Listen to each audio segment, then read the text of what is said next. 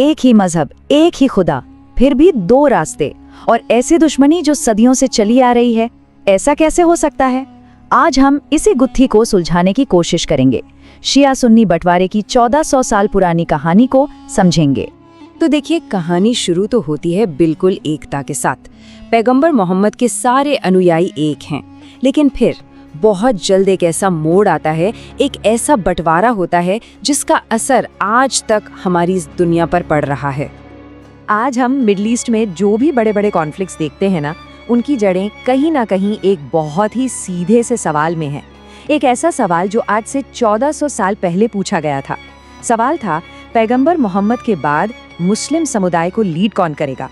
एक सवाल और उसके जवाब ने पूरी दुनिया का नक्शा ही बदल कर रख दिया। तो इस बंटवारे को, इसकी जड़ों को समझने के लिए हमें टाइम में पीछे तो जाना ही पड़ेगा, पूरे 1400 साल। लेकिन उससे भी पहले चलिए एक नजर इस पर डालते हैं कि आज की दुनिया पर इसका क्या असर है। इसका सबसे बड़ा उदाहरण तो ईरान और सऊदी अरब है। सोचिए, दोनों ही मुस्लिम देश हैं, लेकिन आज एक दूसरे के जानी दुश्मन बने हुए हैं, और उनकी इस दुश्मनी की आग में घी का काम करता है यही सदियों पुराना शिया सुन्नी बंटवारा। तो ये सब शुरू कहाँ से हुआ? ये शुरू हुआ आज से लगभग 1400 साल पहले, पैगंबर मोहम्मद के जीवन के बिल्कुल आखिरी दिनों में। अब देखिए, ये जो पूरी कहानी है ना, इसकी नींव रखी गई पैगंबर की वफात से ठीक पहले हुई दो बहुत ही जरूरी घटनाओं से, और यही दो घटनाएं इस पूरे विवाद के सेंटर में हैं। तो सवाल ये है कि ये जो लीडरशिप का संकट था, ये सक्सेशन का जो सवाल था, ये खड़ा कैसे हुआ? ये सब शुरू हुआ एक के बाद एक हुई कुछ घटनाओं से, और इन घटनाओं ने सब कुछ बदल कर रख दिया। गदीर खुम नाम की एक जगह पर पैगंबर ने ये ऐलान किया। शिया मुसलमानों का मानना है कि ये एक बिल्कुल साफ इशारा था, एक ऐलान था कि उनके बाद उनके चचेरे भाई और दामाद अली ही उनके उत्तराधिकारी होंगे। अब यहाँ एक बहुत ही दिलचस्प बात है। सारा खेल एक शब्द का है, मौला। शिया समुदाय के मुताबिक यहाँ मौला का मतलब था लीडर या मास्टर। वहीं सुन्नी समुदाय का मानना है कि इसका मतलब दोस्त या जिसे चाहा जाए था। सोचिए, एक शब्द और मतलब बिल्कुल अलग। बिल्कुल यहीं से उस बड़ी दरार की शुरुआत हुई। अच्छा, इसके कुछ ही वक्त बाद जब पैगंबर अपने आखिरी वक्त में थे, उन्होंने लिखने के लिए कलम और कागज मंगवाया। वो चाहते थे कि एक वसीयत लिख दें ताकि उनके बाद उनका समुदाय, उनकी उम्मत कभी सही रास्ते से भटके नहीं।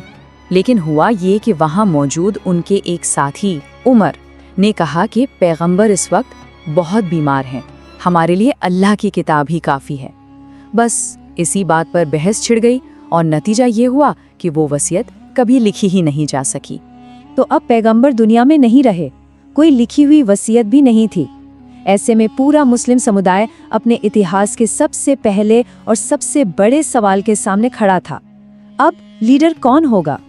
कौन संभालेगा इस उम्मत को? और यहीं पर वो पहला बंटवारा साफ नजर आता है।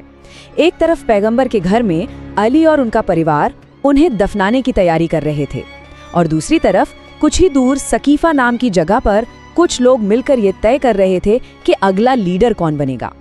एक तरफ गम था और दूसरी तरफ सियासत। और सकीफा में हुई उस मीटिंग का नतीजा ये निकला कि अबू बकर को पहला खलीफा यानी लीडर चुन लिया गया। अब ध्यान देने वाली बात यह है कि अली उस मीटिंग में थे ही नहीं, और इसीलिए अली समेत कई बड़े सहाबा ने शुरू में इस फैसले को नहीं माना। उनका मानना था कि ये फैसला सबकी रजामंदी से नहीं, बल्कि कुछ लोगों ने मिलकर ले लिया था। मतभेद सिर्फ खिलाफत तक ही नहीं रुका। एक और बड़ा विवाद तब खड़ा हुआ जब पैगंबर की बेटी फातिमा ने फदक के बाग पर अपनी विरासत का हक मांगा, लेकिन पहले खलीफा अबू बकरा ने उन्हें वो देने से मना कर दिया। और बस इस एक घटना ने रिश्तों में जो कड़वाहट थी उसे और भी ज्यादा बढ़ा दिया। खैर, अबू बकर के बाद खिलाफत आई उमर के पास। उनके दौर को अक्सर एक गोल्डन पीरियड भी कहा जाता है। काफी विस्तार हुआ, लेकिन असली दिक्कतें शुरू हुई उनके बाद, जब उस्मान तीसरे खलीफा बने। तीसरे खलीफा उस्मान के दौर को कई इतिहासकार समुदाय की सबसे बड़ी गलती तक कहते हैं। ऐसा इसलिए क्योंकि उनके कुछ फैसलों ने लोगों में इतना गुस्सा, इतना असंतोष भर दिया कि उसकी चिंगारी आगे चलकर एक बड़े गृह युद्ध, एक सिविल वॉर में बदल गई। लोगों की शिकायतें क्या थीं? उन पर इल्जाम लगे कि वो अपने रिश्तेदारों को बड़े बड़े पदों पर बिठा रहे हैं। उनके गवर्नर भ्रष्ट थे, कुछ तो नशे में नमाज पढ़ाने तक पहुंच गए थे। और तो और उन्होंने उन लोगों को भी बहाल कर दिया जिन्हें खुद पैगंबर ने मदीना से निकाल दिया था। इन सब वजहों से गुस्सा बढ़ता गया और इसका नतीजा खलीफा उस्मान की हत्या के रूप में सामने आया। उस्मान की हत्या के बाद आखिरकार अली को खलीफा चुना गया। वो वक्त आ ही गया जिसका कई लोगों को इंतजार था, लेकिन खलीफा बनते ही वो एक के बाद एक सिविल वॉर्स में घिर गए। ऐसी लड़ाइयाँ जो अपनों के ही खिलाफ थीं और जिसने मुस्लिम उम्मत को अंदर तक हिला कर रख दिया। पहले पैगंबर की विधवा आयशा के साथ जंगे जमल हुई, फिर उस्मान के रिश्तेदार और गवर्नर मुआविया के साथ जंगे सिफ़ीन, और फिर उन्हीं की फौज से निकले एक ग्रुप खारिजियों से भी लड़ना पड़ा। और इन्हीं लड़ाइयों के सिलसिले का अंत हुआ अली की शहादत के साथ, जिन्हें एक खारिजी ने शहीद कर दिया। इन लड़ाइयों ने समुदाय के बीच की दरार को इतना गहरा कर दिया कि उसे भरना। लेकिन एक घटना ऐसी है जिसे पॉइंट ऑफ नो रिटर्न माना जाता है, वो थी करबला की जंग, अली के बेटे हुसैन की शहादत।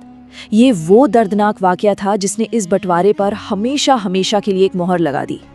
इसके बाद सुलह के एक होने के लगभग सारे रास्ते बंद हो गए। तो इन सभी घटनाओं का नतीजा क्या हुआ?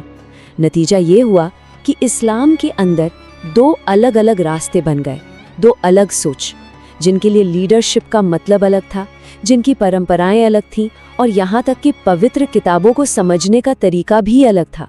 ये जो बुनियादी फर्क हैं वो यहाँ साफ देखे जा सकते हैं। शिया मानते हैं कि लीडरशिप पैगंबर के खानदान से ही होनी चाहिए थी और इसीलिए अली ही पहले हकदार थे।